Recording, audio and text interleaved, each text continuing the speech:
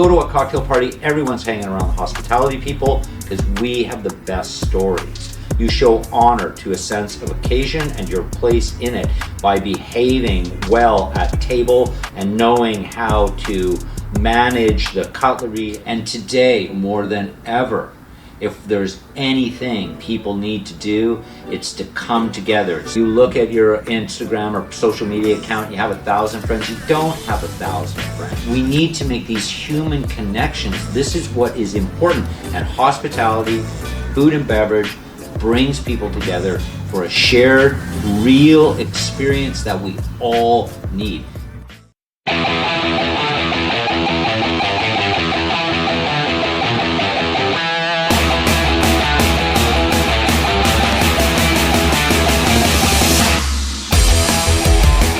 Welcome back to the Edi Show podcast, where we bring you inspiring stories and real conversations from the industry leaders. I'm your host, Altan Demirkaya, hospitality professional, consultant, and mentor, and passionate about helping individuals thrive in their careers. Whether you're in hospitality, travel, or any other industries, or just love a good success story, you are in the right place. Today, I'm beyond excited to have Tim Ellison on the show. Tim is a hospitality powerhouse with a career that spans from the kitchen to a general manager and now an educator at Vancouver Community College, work in exclusive private clubs and shape the next generation hospitality professionals. We are going to dive into his journey, talk about what makes great hospitality, have some fun along the way. Thank you so much for taking the time to join the podcast. Before we dive into the serious stuff, I have a fun question for you.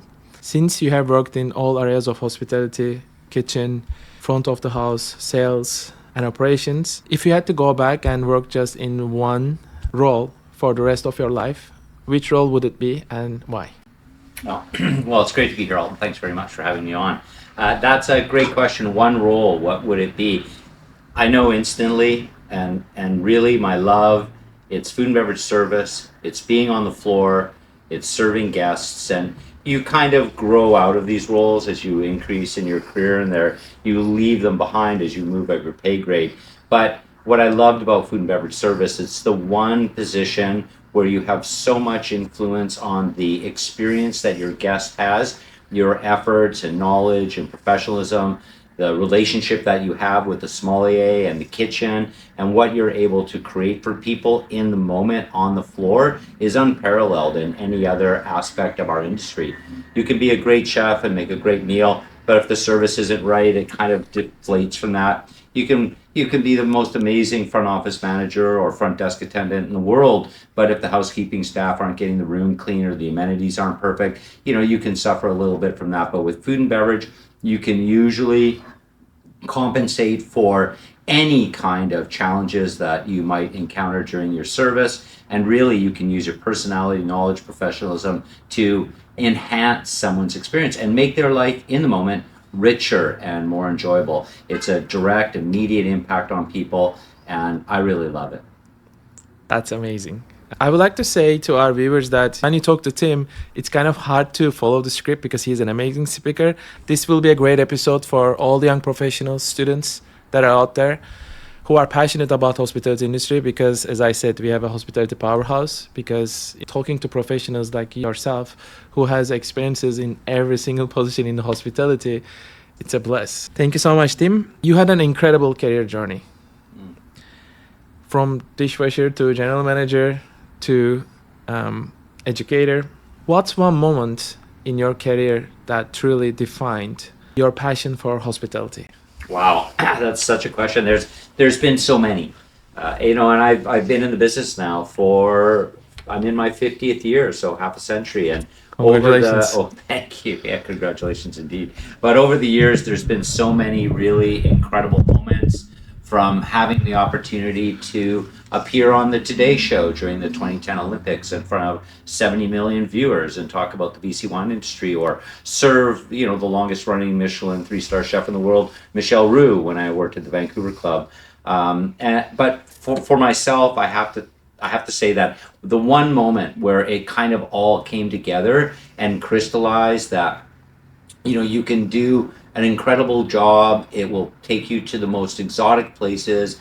You can use your knowledge and skills to enhance people's experiences, and it can all kind of fold into one in one kind of crystalline moment. And if I had to just single out one time, it was in around the year 2000. I had the very good fortunate to go to Boracay in the Philippines.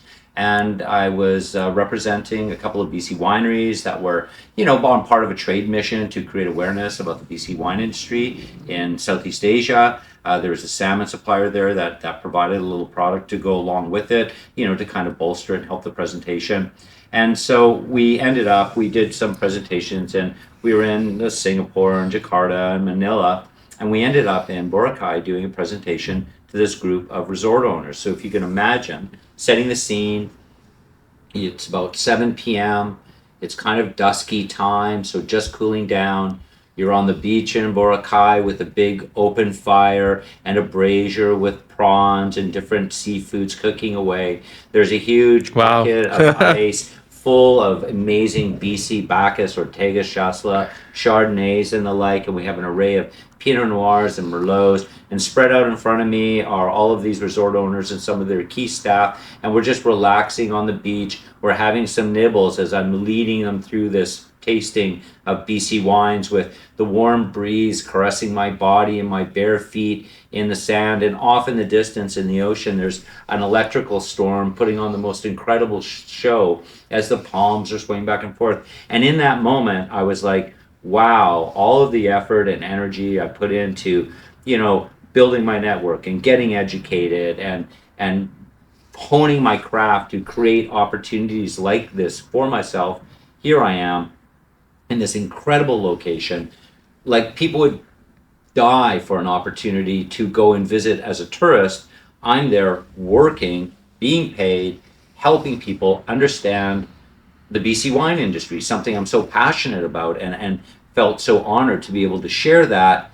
And just to find myself in those situations, I was like, wow, this industry has been really great to me. I'm so grateful for all that it's brought to me and how it's enhanced my life. And that's why education is so much fun, because it gives you an opportunity to pay back, mentorship, as you know, an opportunity to pay back to the next generation so they can enjoy the benefits of the industry and hopefully shortcut their distance to them without having to go through all the painful lessons that we did as young people. If they are willing to listen, they can find themselves enjoying these kind of experiences sooner as well.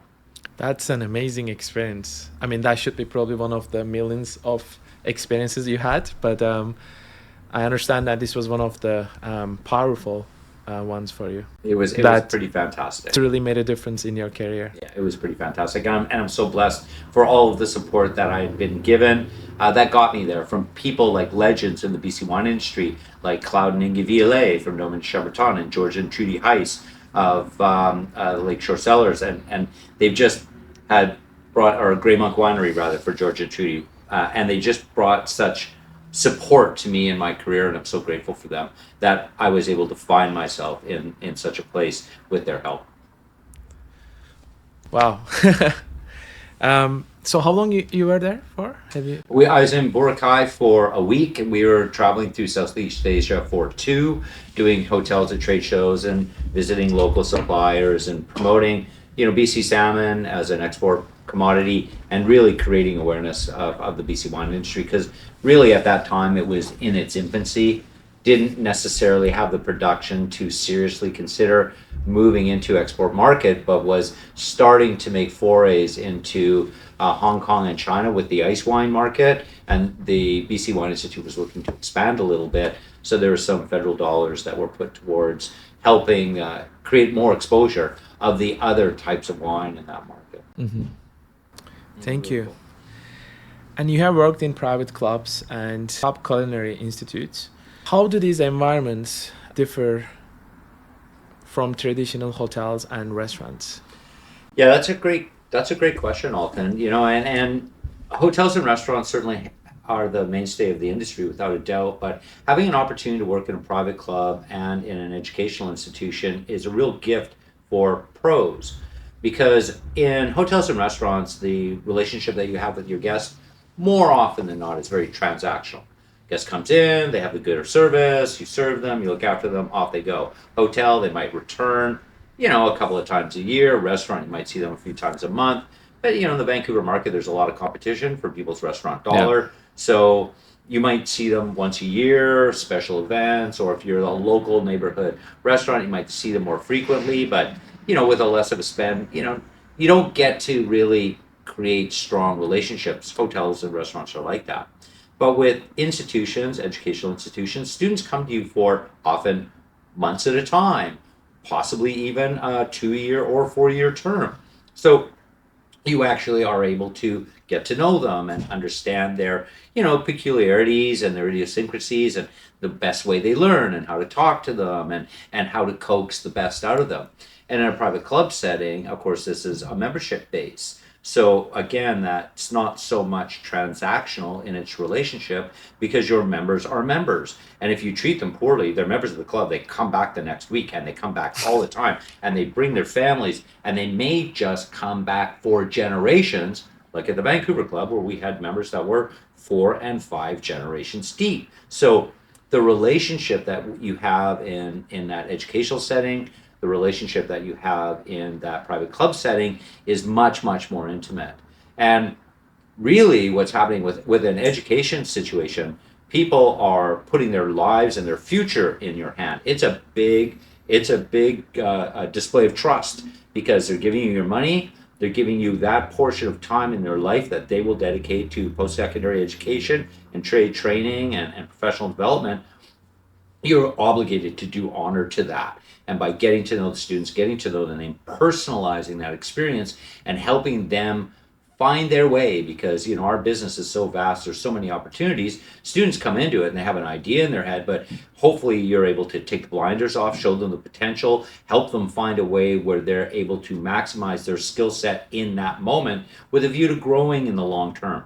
And that's a real personal connection, and you can positively impact on people's lives. And I constantly have students come back to me, years, decades later, sharing some moments where you were able to make an impact on them, that you inspired them, and that you helped them on their journey. It's so rewarding as a pro, and you're getting paid for it. Like, that's great. And in a private club, you are given the opportunity to become integral in the fabric of your members' life experiences. So things like Christmas and New Year's and weddings and birthdays and other special events, graduations and all that, they have it at the club. They celebrate at the club. They bring their family to the club. They celebrate the wedding. You're there for dad's memorial service, the new baby, their first Christmas. At the Vancouver Club, I teach a course that I developed for kids called Children's Etiquette, because I want members' children to behave properly in the club, and I knew that the parents weren't teaching them, somebody had to. So I created this program, and it's very popular, and I'll have 50 or 60 members' children in a room, and I'll show them how to sit in a chair and keep their mouth shut and use a knife and fork and say please and thank you. And if I get that done, it's a miracle. But then fast forward 10 years later, these are no longer 9 and 10-year-olds, but they're 19 and 20-year-olds, and they're joining the club in their own steam, and they're bringing a date, and they're behaving themselves, and they're very proud of their table manners and how sophisticated they are when they dine. We've helped with that. And when you have families coming at Christmas, and it's a big deal for them, and you make sure they have the right table, and there's raw oysters there just the way they like it, and the bottle of champagne that they prefer, and their favorite glass for their martini, and all those little things, and that you are able to elevate the experience of these individuals that patronize you, that you are able to personalize and tailor your delivery to an individual person and family, to become integral and integrate the club, yourself, your service into their life. So you are given this opportunity to integrate yourself in some people's, and these people are, especially in the Vancouver Club, which is a very prestigious club, so these people have fantastic lives, and they do the most incredible things and enjoy some of the most amazing adventures and experiences, and they don't need me to be a part of that, but they invite me and allow me to be a part of that. So I get to be part of that history and that heritage and that family. And it's such a great use of my professionalism and my energies to contribute to help our members and their families get the best out of what hospitality can offer, what Vancouver can offer, and to do proud by our industry for our guests. Tim, I have a question. So the Vancouver Club is one of the most prestigious clubs in the world, and you have managed Vancouver Club for a very long time. So you were just talking about teaching kids about table manners. I think it was 10 years ago. So my question is, these kids, were they members' families? Yes.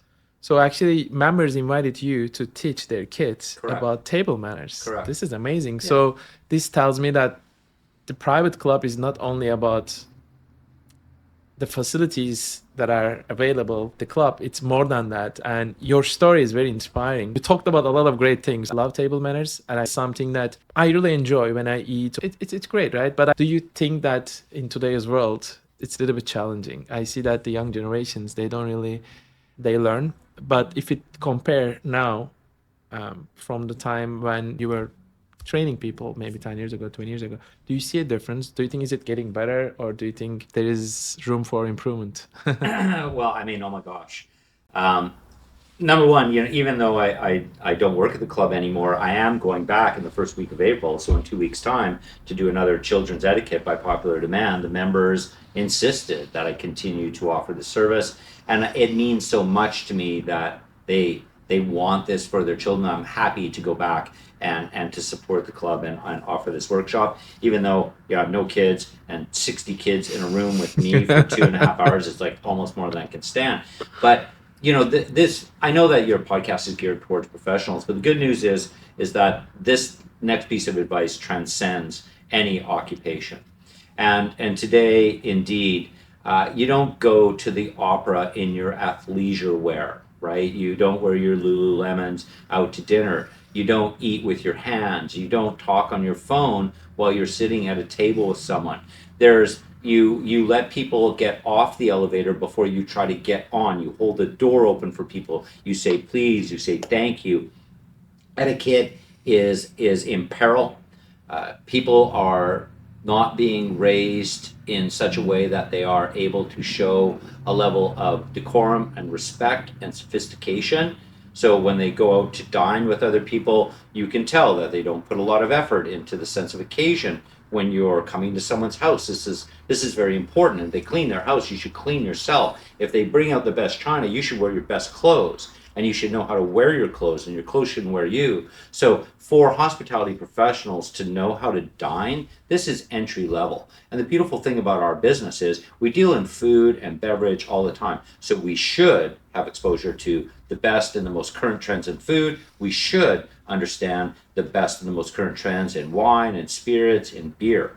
And for me, it's art, architecture, food, beverage, clothing, culture in as much as symphony and live plays and Shakespeare and things. This is what got us out of caves. And this is a celebration of humanity and our species. And by having a sartorial expression and dressing well, you show honor to a sense of occasion and your place in it by behaving well at table and knowing how to manage the cutlery and the glassware and the niceties of not speaking with your mouth full and passing and being able to navigate all that and talking about art and music and architecture and the symphony and live plays and things like that. I love this it. is what makes life worth living. And because in our business, the tourism business, we're exposed to all this, we have a head start. Go out for dinner with a banker and a lawyer and they talk interest rates and things like that.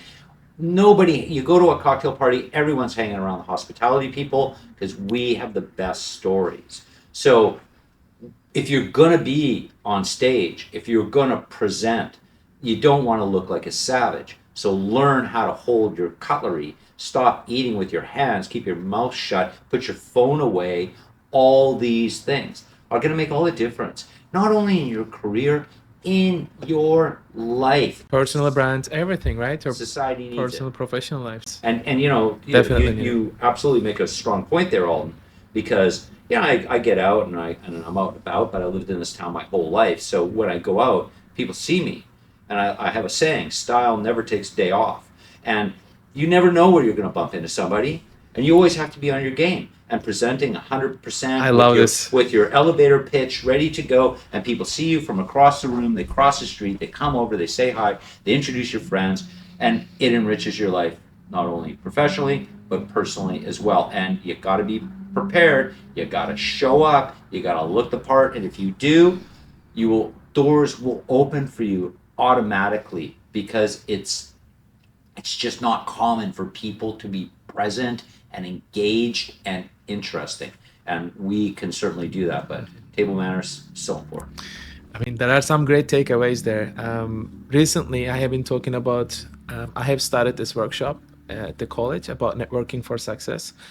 And part of that workshop, we also talk about elevator pitch, being ready to talk to people. And because you don't know who you may run into on the street. I mean, you are here as my podcast speaker, and we are at the campus right now, and there are a lot of students out there. They don't know who you are, but since I know they will be watching this video, they should be ready any moment, right, to deliver their elevator pitch. And because sometimes they don't have long time to introduce themselves. Sometimes that's why they call it elevator pitch, right? 30 seconds to introduce yourself.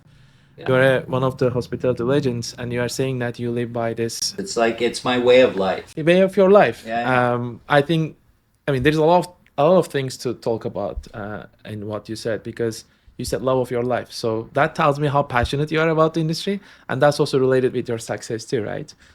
I think people who are passionate about what they do, I feel like they really care about those manners.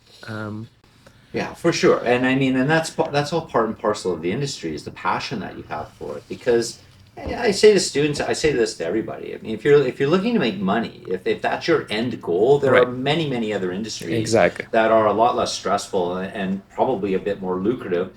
Even though you can enjoy a very nice life in hospitality, don't get me wrong, but serving of people and being in the public space and eye is extremely demanding, and you are on stage all day, every day, in public, working physically. You have to keep your composure, never lose your charm. The pressures are intense, and it takes a toll, and it does not come without its price. However, you pay the price, you get the reward, and the reward is being able to impact people's lives and that type of thing. So, if you're going to do this business and you're looking for that reward, if making a difference to people is important, then that should come from your heart.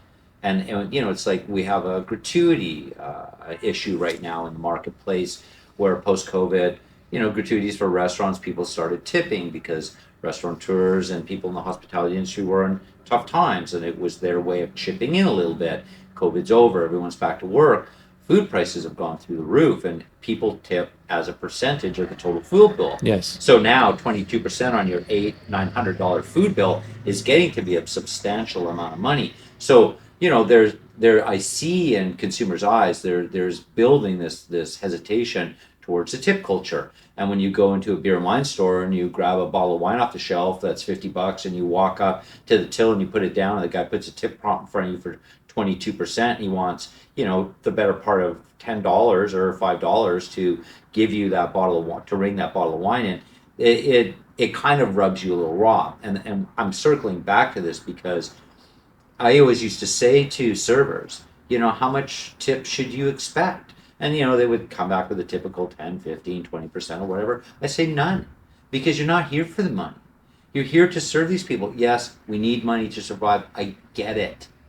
But if money's what you care about, go into another industry. We cannot afford to have the hospitality industry populated by people whose money is their prime motivator. They must have a different calling, a different spark in their heart, and it must be that love of people and service, a love of food and wine, and sharing the basic need of eating and drinking with people, and elevating that as a species and a population. It's got to be a calling for you. You have to love to do it. And so we're not in it for the money. We're in it for the passion. We're in it for the love. And I'll tell you, if you allow yourself to be immersed in it, the industry will reward you. You'll have all your dreams come true, Exactly. and more. And I totally agree with you, Tim, about when you said we cannot afford having people whose first motive is to make money in hospitality industry if you are serving, right? And I think customers, our guests, can feel that too.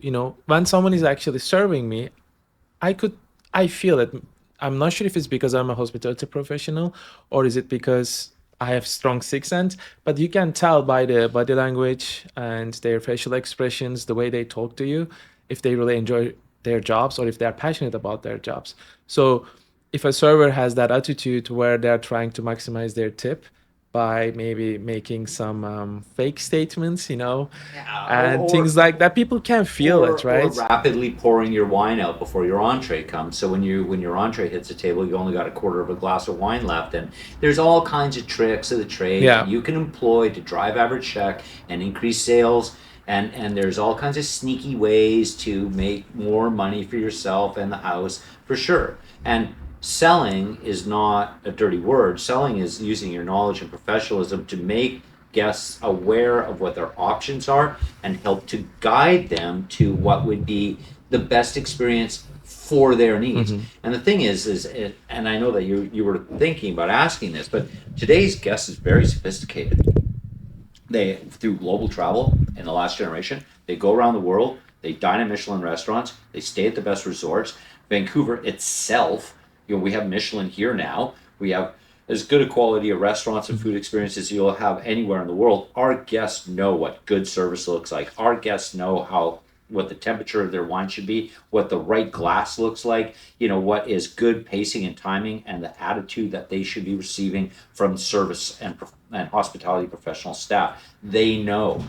Young people today, the thing is young people, I don't know if they're like when I was a kid, you were made to dress up on a Friday night and you went out for dinner with mom and dad and they took you to a white tablecloth restaurant. You sat there, kept your mouth shut. You got food you didn't like and you ate it all and you thanked them for it. And it was boring, but you sat through it because it was what your mom and dad wanted. And you got schooled and you understood what these situations are. You went out to dinner at other people's houses. You got dressed up, you sat at the table, you were polite to the host. You never dreamed of getting your phone out, leaving the table before the meal was done, or not thanking everybody, or not eating every single thing that was put in front of you.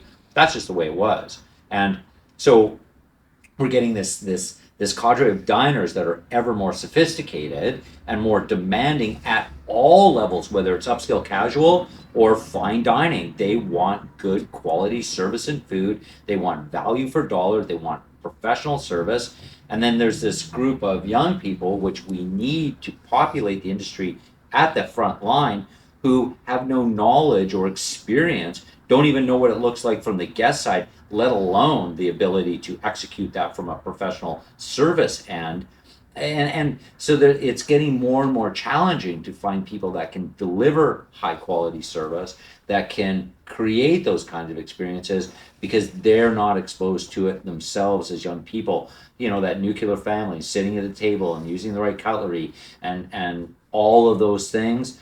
We need to get back to that, because the one thing, Alton, I tell you this, eating and drinking, Prince, Pauper, we all do it. It's the one thing that brings us together. And today, more than ever, if there's anything people need to do, it's to come together. It's to forget about international differences and trade tariffs. It's to forget about looking at your phone and gaming. And you look at your Instagram or social media account, you have 1,000 friends. You don't have 1,000 friends. Exactly. Right? We need to make these human connections. This is what is important. And hospitality, food and beverage brings people together for a shared, real experience that we all need. It's a great business to be in, because people will never be able to stop eating and drinking. You just need to position yourself to be able to do it well, and I personally think there'll be work for you for the rest of your life. And you'll also get the knock-on benefit of understanding how to do it well for yourself and your friends and your family. So I'm a cook, I eat really well. I'm a certified sommelier. I can pick out fine wine and I don't have to spend a bundle on it. I understand service. I can put on a dinner party. It's not scary for me. So we can incorporate these elements into our lives, and it really is enriching. And it was my nephew's birthday on Saturday, and so I cooked dinner for him and my nephew, my niece, and her husband. And I found a bottle of wine from his birth year, 96, and we decanted and served it, talked about it, and it was an amazing experience. All we were doing is having dinner, but it was more than that. And I will say, in all humility, my ability to get a bottle of wine from his birth year and to make a beautiful dinner and to have it be not stressful, my professionalism enhanced my personal aspect of my family life. And I'm really grateful for that. Wow, this is very educative, not only for young professionals, I think for to the entire world, because you have talked about current trends, you have talked about some of the challenges in general. Um, I have a couple of follow-up questions for you, Tim. Sure. So could we say for those, I mean, we were talking about servers, by having the right attitude, I think they can make more tip, by the way, right? The customers, the guests, they can actually feel that, right? If someone is actually passionate about their jobs and if they love what they do. And I mean, me personally, when I go out for dining and when I have a good conversation or if I feel like I have a good connection with the server and, sometimes as a customer, we are not in our best mood, right? Sometimes we just go to dine or we go out just to change our mind. And when you talk to professionals like that, who actually makes your day sometimes, right? You just want to go above and beyond to tip, right? Maximize that tip. And or vice versa. Sometimes you get a service that is not even meeting your expectations, and you're like, okay, this was not even a transactional because I pay and I expect the service in return, right? It's very transactional. But sometimes people exceed that expectations. And so having the right attitude is really important, right? I would like to ask you that because Yeah, I'm sure we will 100%. have some professionals watching us. If there's, I always say, I can train skills. And what one person can do, another person can do. There's nothing you can't learn how to, Yeah. do mechanically. If there's Technical skills. 100% technical skills. If there's one attribute I look for in hires, it's an attitude, it's an energy, it's an aura. The reality is, I've been doing this so long, Alton. I'll read the resume of the applicant before they arrive. I think it's so rude when you go to a job interview and the person's reading your resume when you arrive, like they're just didn't even know you're coming. Just as a tip, read the resume first. Anyways, I'll have read the resume before the person arrives, so I'll have an idea about their history and work and experience. And I just watch them walk from the door and sit down. And I know if I'll hire them or not. Because you get their energy, you get their aura, and people come in and they're positive and they're beaming and they're excited and you can sense that from them. You can take a person like that and teach them how to do anything as long as they're able to maintain that energy and passion, excitement, enthusiasm for life, that aura, because it attracts people. And when you think about the people that you know in your life, there's depressing people that things are always going wrong, and the glass is always half empty, and they're always, ooh, you suggest something, oh, I don't want to do that. You don't want to hang around those people. Yes. But some people are like, hey, sun shining, glass is half full, hey, want to go for a walk? That sounds great, let's go here. You want to go around those people. So when you walk into a restaurant, your server's like, oh yeah, here's the specials. Yeah. You're like, yeah, okay, thanks. When you walk in, you're like, oh my God, chef made this thing, it's so incredible. Wow, Smalley found this really cool wine. It's such a deal, you got to try it. Isn't this great? So glad you were here. Have a great day. See you again. You're like, whoa, that was awesome. And to your point, you'll follow their lead. You'll take their recommendations. They can sell. It becomes fun. You might spend a little bit more than you thought, but you know what? They might be able to direct you to a wine that was a great deal at less than what you thought you were going to spend, or a food item or something like that. And you'll want to give them a tip, and you'll want to reward them not only with your money, with your patronage, repeat visit, and word of mouth. And you'll just say, hey, I went to this restaurant. The server was great. And great service, sorry chefs, will save mediocre food. Great food will not save lousy service, period. And that's the difference, and it's the human element. That's why this business is so exciting, because technology and AI is creeping in everywhere, and it's becoming very insidious. And I never thought I would see robots making and serving food. It's happening now. I've been in the business that long because, of course, I'm pre-internet, right? But the human condition and the energy and aura that people bring can't be replicated. If you're miserable and not exciting and a kind of a drag, AI's got you down. But if you're a true, charismatic, exciting individual with passion and energy and a zest and a curiosity for life, you'll never be replaced in this industry, and there'll always be a demand. We'll teach you the skills. Have that attitude. Come to the work with passion, with love, have the right motivation. You'll have everything you want. Amazing. So going back to the restaurants, I would like to ask you specifically, fine dining versus casual dining, thinking about our new generation, where do you think they're heading to? I mean, you kind of answered that question. Yeah. Should we say the new generation is heading towards casual restaurants more than fine dining?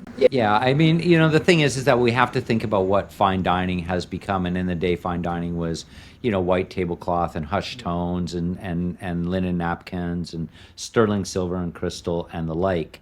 And fine dining has changed a little bit now, and it's more of a focus on super high quality ingredients, mindfully prepared and plated, matched with thoughtful wines in what I would say is more of a contemporary atmosphere.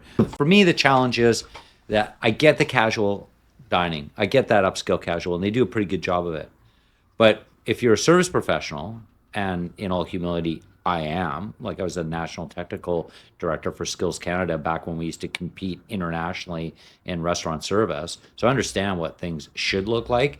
And a lot of people in the casual market have no clue. And again, you show up, I don't care if you're working at Earl's on the floor, you're still a pro, you're still a member of this industry. I still expect a certain level of skill as a professional. You should know food, you should know wine, you should know what you're talking about, you should know every wine on your list, all the spirits, all the beers, all the food, all the allergies, all the service techniques.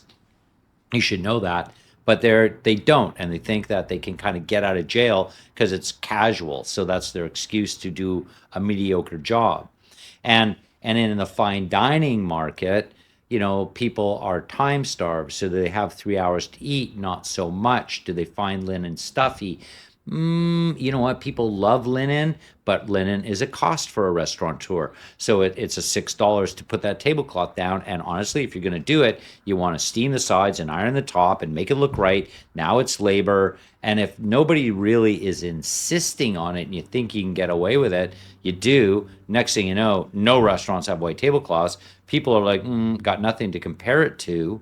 And all of that just starts to fall off the wayside, which is too bad, because if you look at polished crystal and sterling silver in candlelight on linen with a flower arrangement in a well-lit room, it's beautiful. It's a work of art.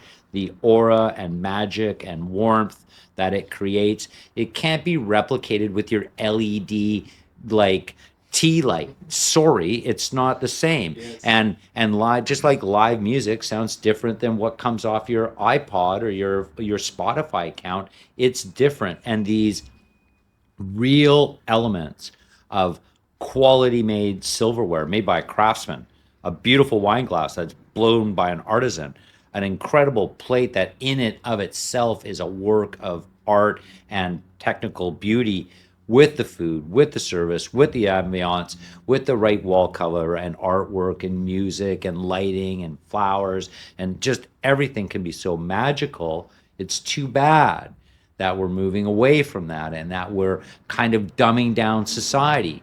But, music is made on a computer, and now there's AI generated artwork and all these things that we're just giving up. So the casual sector will continue to be a prime market in our industry. Fine dining will have a very ever increasingly smaller but important niche in our trade. But if you open up a fine dining restaurant, it would be a miracle if you were to achieve the same degree of success and exception too that people would opening more casual restaurants. Casual restaurants have a more apt to make it. Fine dining restaurants, there's a honeymoon phase. You make a lot of money, your place is lined up, but in 3 to 5 years, it's really hard to keep the lights on. Due to so many factors, right? And one of them being the challenge of finding qualified workers, right, in our industry. And Yeah. I would like to ask you this, Tim. I know you're an educator. I'm also teaching as well, and we have a lot of students that are just starting hospitality industry, or they had experiences in their countries. They're international students, but they are trying to find their first Canadian work experience. And one of the most common questions that I always get from my students is, "Hey, teacher, we have been applying for jobs, but nobody's calling us back." And I always say, "Okay, how do you apply for jobs?" "Well, I use Indeed or different websites." Sure. And I say, "Do you know up to 85% of the jobs are being filled through either networking or people hire through the people they know, right? So you need to get out there and meet people in person." So that's one of the things that I wanted to ask you. And the second is, and they ask me, sometimes we go and talk to people in person, but they say, "Do you have a work experience?" And of course they are right. And then they ask me, "Well, if I don't have any work experience, so if they don't hire me, how am I supposed to have my first work experience?" These are common questions that I get lately, and I'm curious what you think. Yeah, it's hunting for a job. In the day, it used to be a newspaper want ad, and you actually had to go there with a printed resume and apply for work. And it would say come Tuesdays between 2 and 4, and you had to go there on Tuesday between 2 and 4. These days, the miracle of the internet and the ability to share information and post ads is awesome. So I think that sites like Indeed, LinkedIn Jobs, and Raisin Network, and 86 Network, and all these sites are really, really great. And I hear this from students as well. "Oh, I applied for a job, no one's calling me back." Right. So let me ask you this: you saw an ad on the internet, you clicked on the link, you attached your resume, you hit reply, and now you're waiting for them to call you. That is such a young person's attitude these days, is that they're waiting for things to come to them. You actually have to go out and get a job. Go get a job. It doesn't fall in your lap. So number one, you have no experience, then maybe you should go and find a place where you can volunteer, like the Holway House or the Salvation Army or the United Gospel Mission, and wash dishes. That was my first job. Very low threshold to entry, bussing tables, washing dishes. Go get a job where you work on the floor, you're cleaning up a cafeteria, you're getting experience, you're getting hours, you prove that you'll show up on time, you'll do the job, no complaining. This is really one of the basic skills we're looking for entry-level people. So you can get experience through your school or other activities. You can go to the wine festival, and you can volunteer to work in the pouring room, and you can find out about other charity fundraisers and find out if there's volunteer opportunities with like the Chef's Table Society to go to the Spot Prawn Festival and work there. And what happens now, you're working in these events, you're surrounded by professionals, you're increasing your network, you're exposing yourself, they see your work ethic. They're like, "Hey, where are you from?" "Oh, I'm volunteering." "You know what? Oh, we're looking for people here. Come on." And it's how it happens. So yes, you can get out there, you can find work on a volunteer basis. When I was a young man, we had this thing called staging. I was a cook by trade. That's my how I got started. So if you saw an amazing chef in town, they might not have work for you,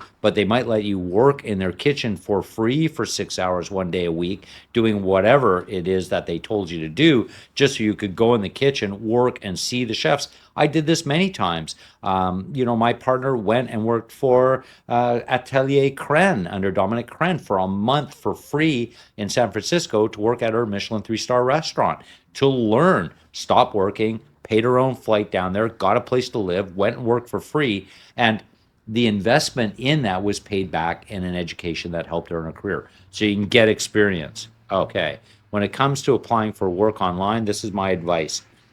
Apply for 5 places a day.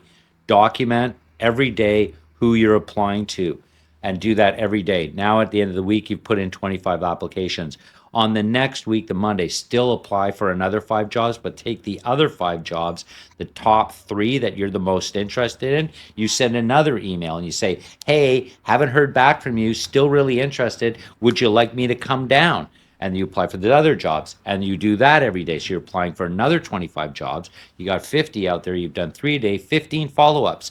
Then next week you apply for 5 more jobs. You do your 3 follow-ups, and of the 3 that you had from the previous week, you take the one that you like the most and you phone them, or you go there and go, hey, send a couple of emails, still really interested, just wanted to drop off my resume, here I am. And you show up ready to work in uniform, you bring your knives, you don't show up in your sweatpants while you order a coffee and walk up and go, oh, you guys, can I leave you my resume? Because the person behind the counter will just throw it in the garbage, because what, you want them to give a resume to their boss so they can replace them with someone who might be better qualified? Not happening.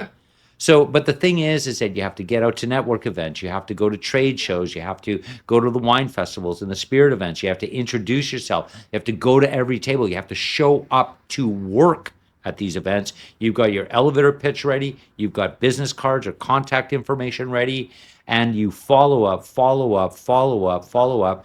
My last piece of advice is the best time to look for a job is when you have one. So go get a job and then look for the one you want. But get working, get out there, get experience, wash dishes, mop the floor, do whatever it takes. Prove you can be trusted. You'll show up, you'll work hard, you get the job done, people will notice, and it will give you other opportunities. But you got to get working. There's a ton of work out there. You just have to be persistent. You have to show up. You have to make sure you have a perfect resume, no spelling mistakes, and that you go get the job. You have to chase them. They will not come to you. Well, I'm holding myself to not give it applause because that would be weird, but that's amazing, Tim. I mean, that's amazing. And I agree with you. I think what we are trying to say is they need to go and get, right? And that's the word, I think, these days, right? I mean, it's amazing to have this online technology and everything. It makes it easier, but I feel like sometimes, maybe for some individuals, it makes them lazy too, right? And I think in hospitality industry, students or young professionals who are just starting their careers, they need to go out of their comfort zone, right? Mm-hmm. If you're not able to do that, I'm not sure how successful you can be even when you are being hired, right? Depending on the positions, unless you are sitting in the office and back of the house doing admin work. But hospitality, right? This is hospitality industry. Yeah, in the day, Alton, we would identify restaurants, hotels, or other operations that were doing amazing things, and they'd be, leaders in the industry, setting the trend and all those. And we would say, as young people, we want to work there. So we would go there and with our resume and go, I want to be part of this amazing team that's making a difference, doing cool stuff. They go, yeah, we don't have a job. You go back the next week, the next month, you keep going back. One day they'll have a job. That's what we used to do. We used to just not get a job anywhere. We used to think about where we wanted to work, and we would, because that would be our motivation and our passion. We want to be there, want to be a part of this team, want to be cooking this cuisine or serving in this property or part of this, tourist destination or attraction. That would be our motivation. So we would search these places out and we would keep banging on their door until they would hire us. And sometimes it took weeks, sometimes it took months, sometimes it took years. All right, Tim, before we wrap up, let's do a quick rapid fire round. Sure. This is one of my favorite part of the podcast. You just have to answer with the first thing that comes to your mind. Sure. Your go-to drink at a bar. Manhattan. Best city in the world for food. London. Wow. One hospitality rule you always follow. One hospitality rule I always follow. It's so hard to say. Oh my gosh! You know what? It's serve from the heart. It's serve with integrity. Wow, I like that one.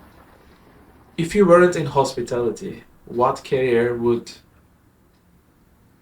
you have chosen? Wow. Gee whiz, because I've been in hospitality my whole life. I can't even imagine doing anything else. I would play in a symphony. I'd be a musician. Oh, wow. Wow. Now I'm just imagining that moment because I recently went to Vancouver Symphony Orchestra. Amazing. And I loved it. It's fantastic. And, now I'm putting you in that, and I think they have up to 70. I can't Yeah, you Because I can have met huge the musicians, orchestras. and it's just Yeah. amazing environments, and I was really impressed. And this was my first time. Yeah, it's Rachmaninoff 3 is coming up in the beginning of April. You should go see it. The piano work is Nice. incredible. What's a common mistake young professionals make in hospitality, and how they can avoid it? Yeah, I think that a mistake that's being made by young people is they're not patient, and they're not willing to put the time in the trenches in order to build a long lasting and meaningful career. Everyone's in a big hurry. So one thing I can say to young people is be be present in the job that you're in and understand that you're exactly where you need to be in that moment. That doesn't mean that that is the destination, because life isn't a destination, it's a journey. So spend time in the position, learn as much as you possibly can, master it, all the while looking to the next goal.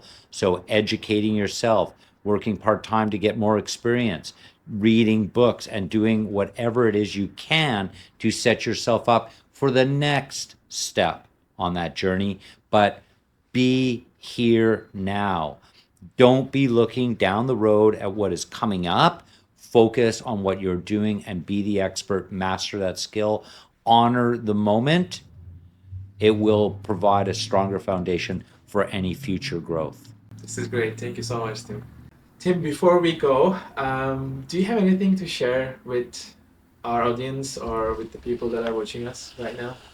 Well, just it's been great. Thank you very much for the opportunity to be here, and I just want to thank everybody in the Vancouver hospitality scene and the Canadian hospitality industry that's helped me enjoy such great success.